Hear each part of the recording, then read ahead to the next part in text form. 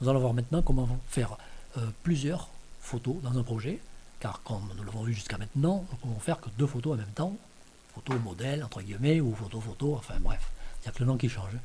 Donc nouveau projet, je vais choisir une photo de fond et je vais choisir une photo à fond transparent que nous avons fait dans la vidéo précédente.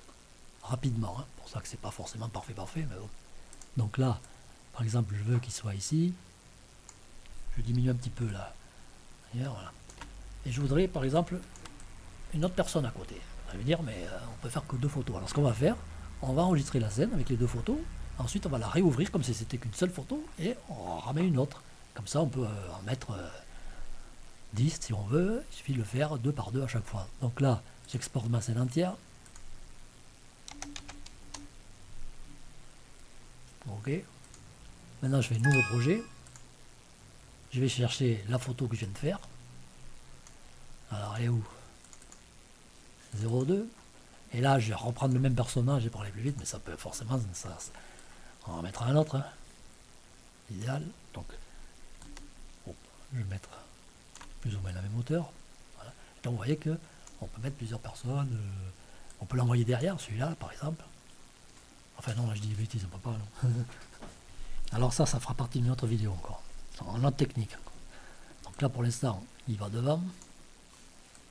Mais bon, ceci dit, même avant de voir l'autre technique, on peut même avec cette technique utiliser ce système-là. Par exemple, lui, je voulais derrière en réalité, mais il aurait suffi de le faire en premier et de faire maintenant celui-ci à droite. Ok.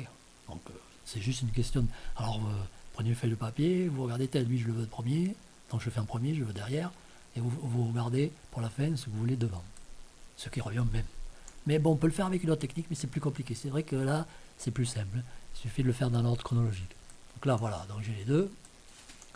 Hop, voilà, on pourrait l'améliorer un peu. J'exporte.